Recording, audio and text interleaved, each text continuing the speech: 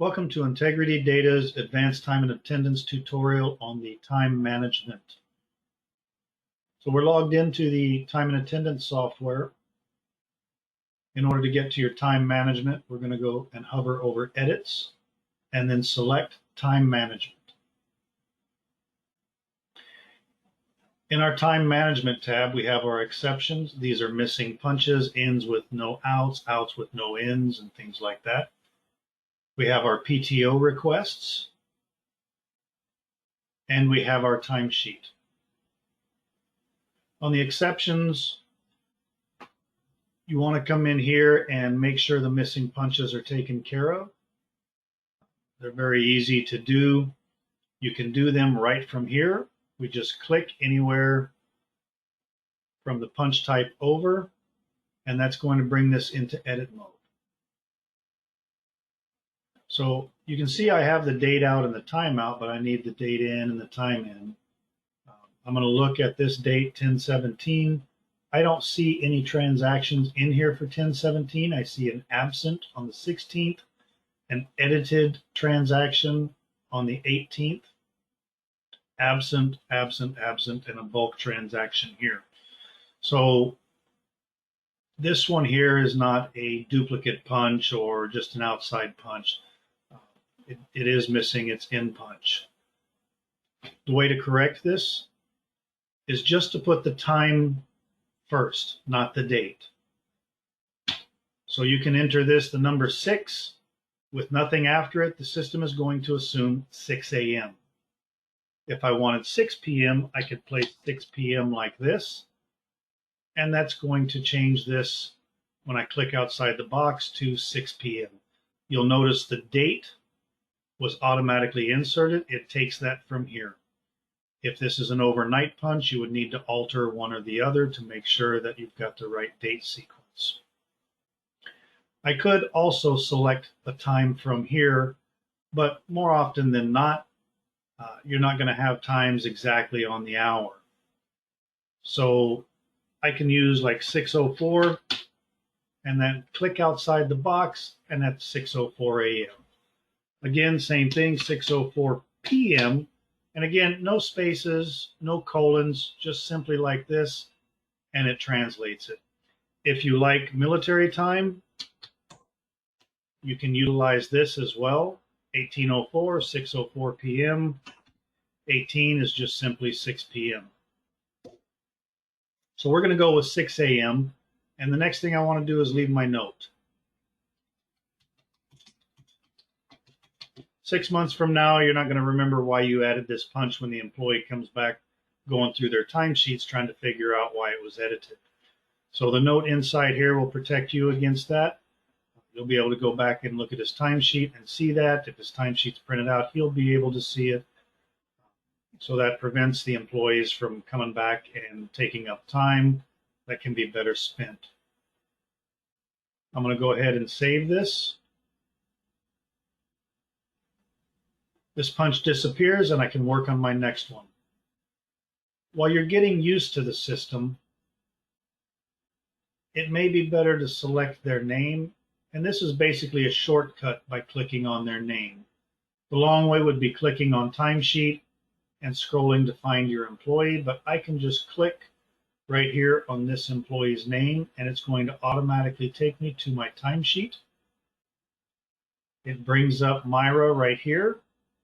The only thing I have to change is the pay period if necessary. So I'm looking at a couple of missing punches here. I'm not going to worry about this one right here, but this is a lunch punch. These get fixed a little bit differently, although I can click here on the timesheet, add the timeout, my note, and save it. But then I'm going to have to click on the next line right here and add the same time, my note, and save it. So the easiest way to fix a missing lunch, we have the lunch out right here, which means we need a lunch return, and that's my add new punch. This is typically the only time I'm really going to use the add new punch. The other time might be if I'm in the software, an employee comes up to me and says, oh, I was here 20 minutes ago, I got caught in the hallway by a customer, can you punch me in? So in this instance, I would use this for an in punch, the time it gave me, my note, and save. But for this right here, we're going to do a lunch return, and then our date of the 3rd, and then we'll put 11:30. And here,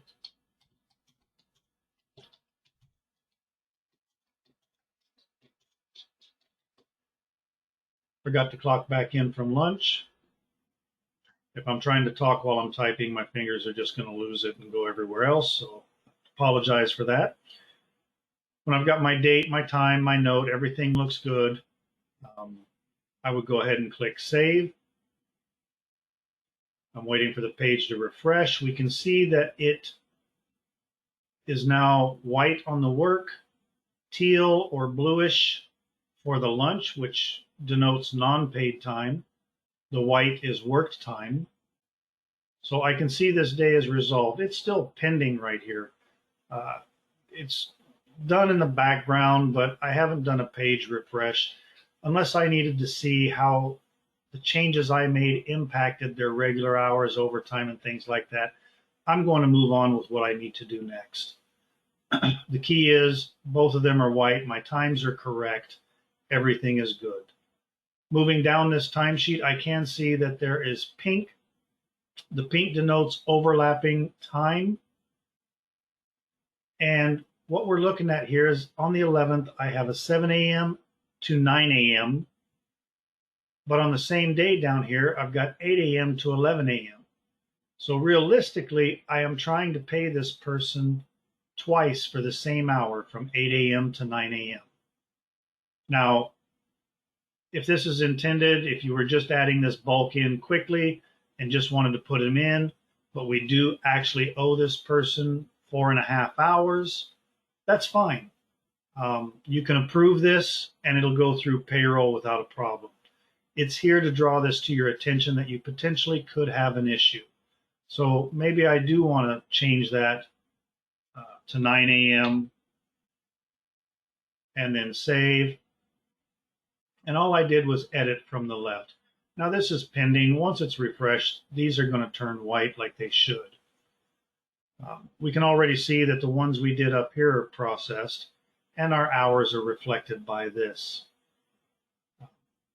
Now, the other part of the timesheet tutorial here is going to be your add new transaction. We discussed the add new punch and the 2 items that I typically use for that. Add new transaction is going to be for everything else. I open this up and I see I've got a lot more here. I can add bulk amounts of time basically, or times with a start and a stop. Maybe somebody worked off site for whatever reason. They had no data, no time clock, no ability to clock in or out. They wrote it down on a sheet and handed it in. So I can come down here and for the 12th, say they clocked in at 7 a.m., clocked out at 4 p.m. Did they take a lunch?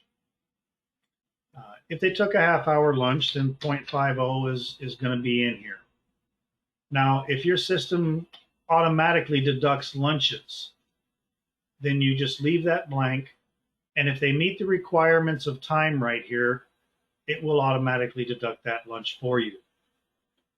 If they did not take a lunch, you would need to enter 0 in here so that it did not remove any lunchtime from this.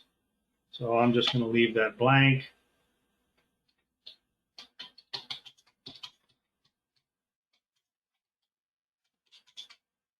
Working in Mineshaft 3.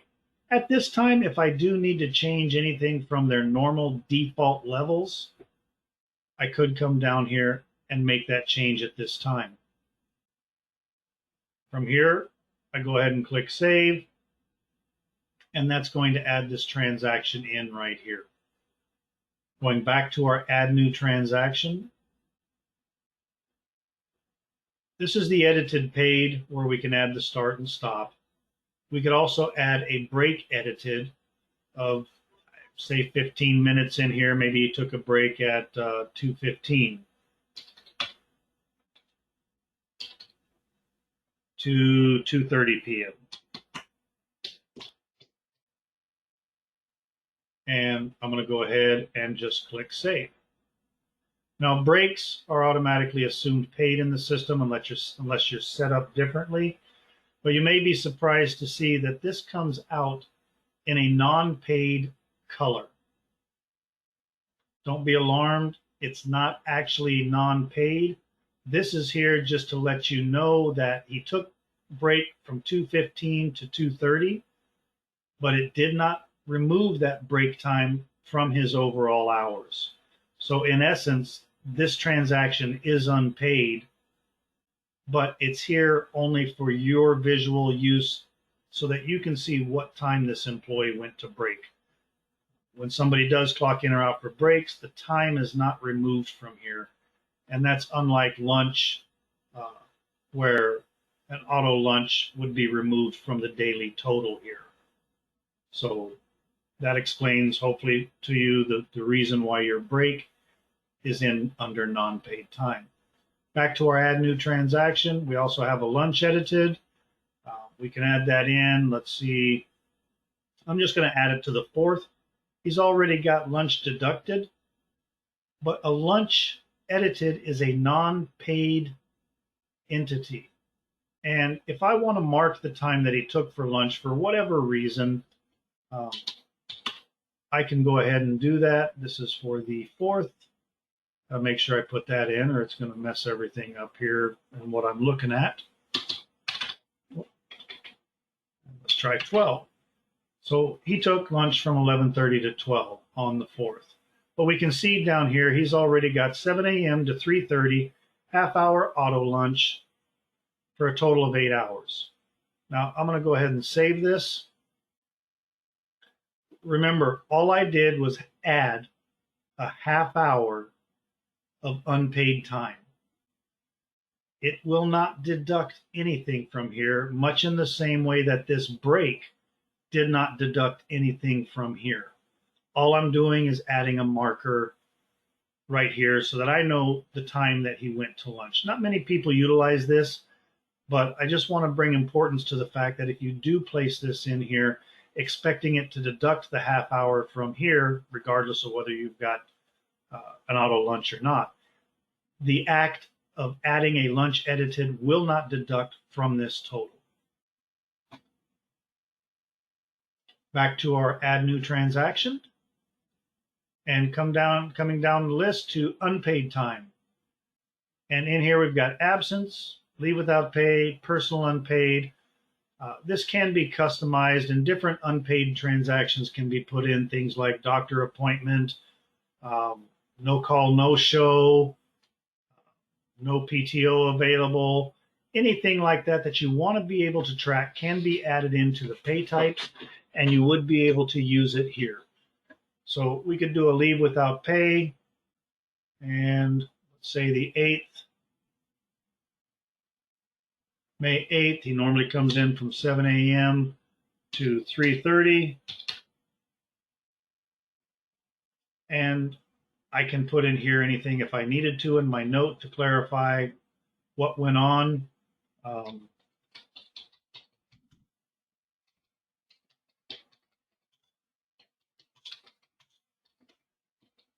Employee requested day for personal, no PTO available. And I'm going to go ahead and save that. So that's going to appear down here just as the absences do. We see the leave without pay right here. The nice thing about this is I can run reports to find out how many leave without pays this employee took for the entire year, or a month, 2 months, anything like that. I can report on these categories. In fact, I can report on all of these categories if I just want to see specific ones for a date range. Back to our add new transaction. Moving down the list, we have awards. And on the awards, I've got a date and a time. Not a big deal for the time as far as that goes. We're just going to insert it. And what an award is a dollar amount given to the employee. Things like bonus, tip, commission, per diem, dollar adjustment, things like that we want to add to their time card, and then it would be pushed to payroll. The nice thing about having it in the time card is you can run reports from this particular one to see, over the year how much was paid out in, let's say, bonuses. So the date, the time, again, not a big deal on the time. This count, if you want to use it for anything, you can. But if I put 2 here and $100 here, it's not going to double this $100 and make it $200. Most people will not use the count here. This is actually for piecework in a different area of the application, so it's not used for our purposes. You can leave a note for this bonus. We have our amount, our date, our time, and we save it. Just like any of the other transactions in here, but now we can see this color. This is our awards. Again, awards are dollar amounts.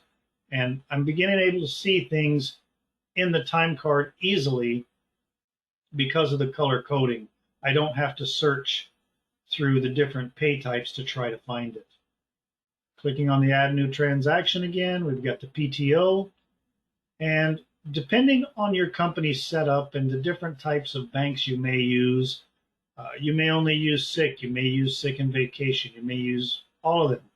But I'm just going to focus on the PTO. It's the same as the rest of them. I can see how many hours are left in here if the employee's balances are updated, or if you're using the accruals in the software, we're able to see these balances right here. So this helps to know whether we can give him this time or not. We'll go ahead and choose a date. Let's see, he was absent on the 5th. So I'm just going to plug this in for the 5th. On these, especially if the employees have a schedule, I will usually put their scheduled start time. And this is important if you have salary people that have a auto-generated timesheet, because what we want this to do is replace worked hours on a salary with scheduled with auto-generated timesheets with the amount of PTO. So if I had 4 hours of time taken at 7 a.m. on an auto-generated timesheet, then in his time for that day, he's going to have 4 hours here, and above it for his PTO is going to be 4 hours. That way, that salary person's time still maintains 40 hours for the week, but it splits it up. And that's because of this right here. And we can see their schedule down here when they start and when they stop. If they take it at the middle of the day, you would place in the time that they're going to leave and begin that PTO. So I'm just going to put this as a solid 8 hours here. I really don't need a note with PTO. Maybe you do if you're inserting this and the employee did not originally request it, but that's company policy and up to you. A side note, the more you have in your notes, the better protected you are in the case of an audit or a disgruntled employee. So always a good idea to put in notes. I'm going to go ahead and save this. And now we can see this color down here. This is our PTO, our paid time away. I can see it reflect up here, this employee in my summary, 8 hours of paid time away, 33 hours worked, no overtime or double time yet. The last thing on our add new transaction is going to be a holiday transaction. And this is very similar to the PTO transaction. Really, the only time you may use this is if your holidays that you give out are scattered, you really don't follow a set schedule. Maybe the employees get 2 holidays a year and you just determine when to give them to them. The other time I might utilize this is if my holiday policy states that the employee must work for 90 days before they receive their automatic holidays when those holidays roll around. And maybe I have an employee that's worked for 85 days, but they've done an excellent bang-up job, and I want to reward them. So I might come in here and give him a number of hours, maybe put a thank you note in here to the employee, whatever the date is, the time they normally start, and then I would save this, and that would give that employee a holiday for that range. So those are the items in our add new transaction, our add new punch. We discussed the summary here a little bit. I'm just going to go ahead and refresh my page here to make sure everything's processed down here. The schedule, if you choose to use them, you can edit from here. I just click edit schedule, and maybe instead of Thursday, I want this person to work Saturday. I can click, drag, drop, and this person is now scheduled to work Saturday. I can go back to the prior week and make adjustments as well. Maybe they have to work Thursday and as well as their other scheduled days. I can just right click anywhere here, add new schedule, and he normally comes in from 5 to 11. So 5 a.m. to 11 a.m. and save, and they're scheduled. Now, if it's a longer shift and they do take lunches, you will need to put a start in here, a lunch start. Really doesn't matter if that's the time the employee goes to lunch or not. We just need a time for the back end, and it's got to be somewhere between 5 and 11. So I'm just going to use 7 a.m. His lunch is 30 minutes, and save, and everything's happy. So I go ahead and close this, and I can see manual scheduled right here. I don't see it for April because we're not in that pay period. I also see the PTO in here from 7 a.m. to 3 and the number of hours. And I see a schedule here, 3 to 3:30. That's because his schedule is for 8.5 hours. This would be that typical half-hour lunch that he normally would take. Down below, because this is a bi-weekly pay period, I have week 1 and I have week 2. So that allows me to see what they've done in week 1 and in week 2 individually without having to go in and run a report. My total over here is for the pay period.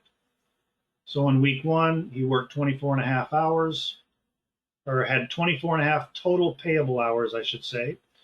Of that, he worked 16.5. 8 of those up here were not worked, and it breaks it out down below. We only had personal. We didn't have other ones, sick or vacation or anything. And it broke out personal. It's 8 hours. So I can see he worked 16.5 hours and took 8 hours off of PTO. Non-payable is 18. These are things like absences, lunches, dollars, $100. You remember that from our bonus that we gave this particular person. Dollars is not rate times hours worked. It's only for monetary amounts that you insert to the time card. Week 2, we can see it's a lot easier. 16.5 worked hours. That's what they're going to be paid. And these are their totals for the entire pay period. Over to the right, on our start location, end location, or pick, these are pictures. These are where they clocked in and out of. We can see here is the timesheet. Right here are GPS coordinates. If I click on that, I can see where they were when they clocked in and out from the mobile app. Let me see what's in last pay period. And what I'm looking for maybe is something with the clocks, but it's not in here. If they clock in and out from, say, a tablet, a fingerprint reader, a face reader, things like that, you're going to see the serial numbers of those devices that they clocked in and out from. If they clocked in from the web clock, you're going to see an IP address. If they clocked in from the mobile app and you have required geolocation, you'll see where they clocked in and out from. If you require a picture to be taken when they clock in and out of the mobile app or the face reader, tablet, fingerprint reader, those pictures will be here. You'll have an underlined word in and an underlined word out, and you can click on those to be able to see that picture.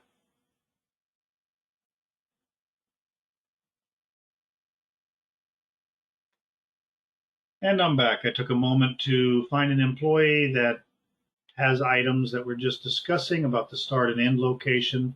This is from the IP, from the e-time clock. These are coordinates from the mobile app. They punched in from the e-time clock.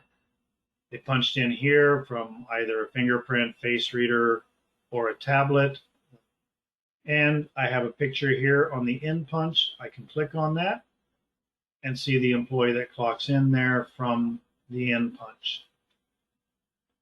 So that's what this actually looks like in real time here. Now, the other part in here is going to be our approvals. So if your approvals are not showing, like they're not right now, you can select Show Approvals. And that's going to bring these up. I can approve the employee's timesheet one by one in here, studying the timesheet, making sure everything is okay, if that is my preference. If I'm a supervisor, all I will have the ability to see is the supervisor items here.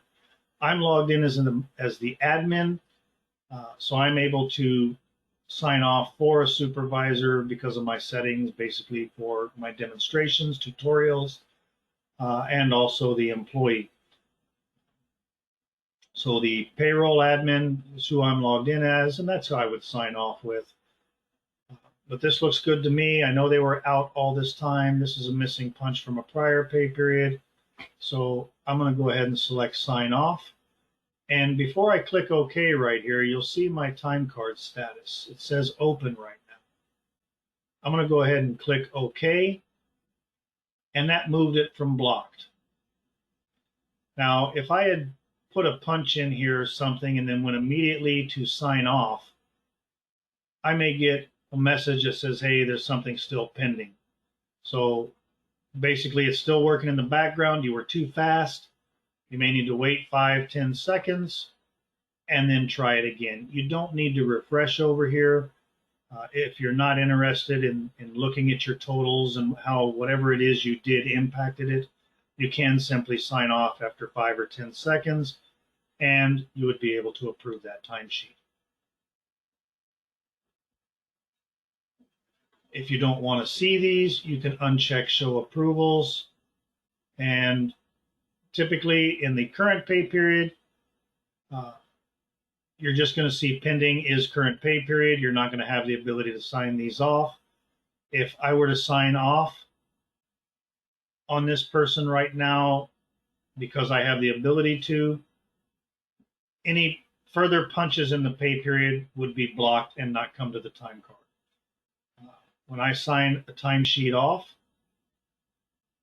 it blocks anybody from making changes. It blocks the supervisor from making changes. It blocks employees from adding ins and outs through their timesheet. If I go to click on something, pay period is signed off, no edits can be performed. As the admin, I can revert my sign off. I can revert the supervisor and the employee. So if as a supervisor you made a mistake or you didn't do it in time and the admin already logged or signed off, which could mean that she's already ran her reports and submitted payroll, but you would need to contact the admin and say, hey, I forgot such and such. As the admin, if I'm able to, I would come back and click revert. The time card is now open. You as the supervisor would be able to come in and make that change for the employee, your note, and save it. We see it is pending. I'll refresh here. I have a lot of pay periods open. There it is. It's processed. As a supervisor, I can now sign off on it, and my admin can sign off. I would let her know or him that I'm completed, and the admin can go in and sign off, and they can process the payroll. Now, as an admin, is it necessary to sign off? No. Is it necessary you require your supervisors to sign off? No. That depends on company policy on whether you require this or not. Now, here I can go to my next employee and start all of this all over again. The other way that I can do this is through my edits and approvals. And I'm going to choose a different pay period here. And in here, I can see all of my employees' hours, 0 hours here, 5.5 here, my overtime, double time, my paid time away. If all of this looks normal to me and I'm happy with this, then as a supervisor, I'm just going to change this up here. It would automatically be for you. As a supervisor or manager, you wouldn't have any other options like I do. But I could go ahead and click here, select sign off. Are you sure you want to release them? Yes, release means sign off. Sign off means release. I'm going to go ahead and click OK. Boom. Now I can see everything I've signed off here, and I'm good to go.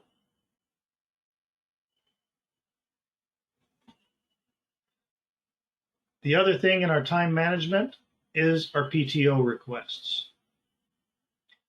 Now, I see I've got 3 requests in here already, and I'm going to put you on hold, and I'm going to make a future request in here. And I'm back. I went ahead in and added a request as an employee would add a request here. You could do it from here, but it's really not necessary. You don't need to add requests, only to have to come in and approve it. As you remember on the timesheet, when you need to give somebody time off, we did through the add new transaction and our PTO transaction. This particular person doesn't have a PTO bank, so it wouldn't let me.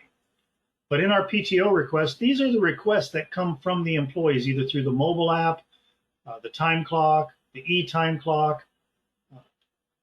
They'll roll in here. I could also have the system set up to send an email to the supervisor, hey, you've got PTO requests. But when I come in here and take a look at this, I can see what I've got. I need to take care of these.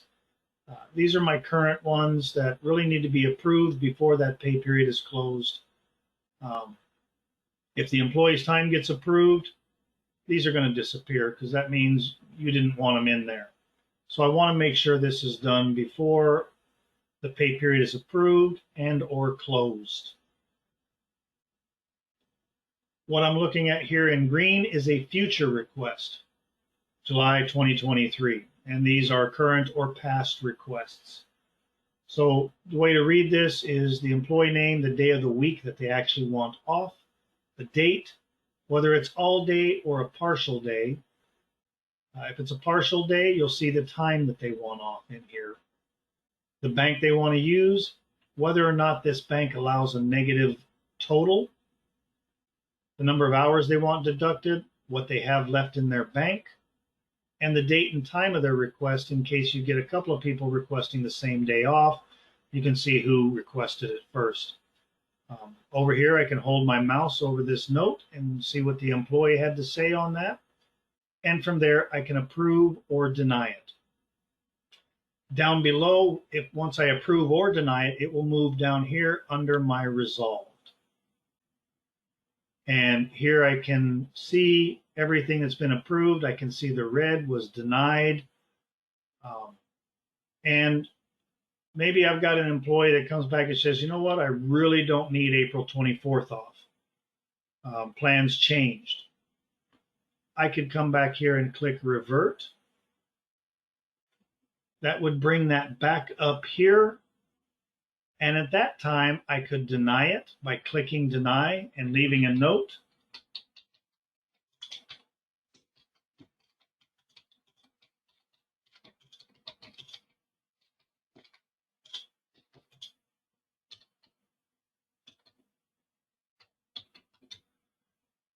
And I'm covered. So when the employee comes back and says, what do you mean you removed it or rejected it? Well, you came to me on the 15th and asked for me to do this. And then I go ahead and click accept. And it moves out of here, and it's going to move down here. Again, my notes that have been placed in these different things, be it from me or from the employee or whoever the last note person was. If I approve it, I also have the opportunity to add a note, just like you've seen when I denied it. Um, Depending on company policy and your thoughts on that, you may or may not leave a note. You might be able to just click approve and something like have a great day and an exclamation point for emphasis, and then accept. It disappears. It's resolved. The employee is going to know that their day has been accepted and that they can take that day off. Now, if I'm not sure whether I can give somebody the day off, I can come over here to my view PTOs and calendar. I'm in May. This is for July. I can come down here to July and click show PTO. Nobody has any time off yet, so I would be comfortable in allowing this or approving this PTO request, knowing I'm not going to cut myself short. And I can go through and look at the various months and see who's got time off here utilizing this as well, even if I'm not approving anything. So I'll go ahead and close that. And that brings us to the end of the tutorial for our time management portion. I hope it wasn't too long. I hope it was informative. Have a great day.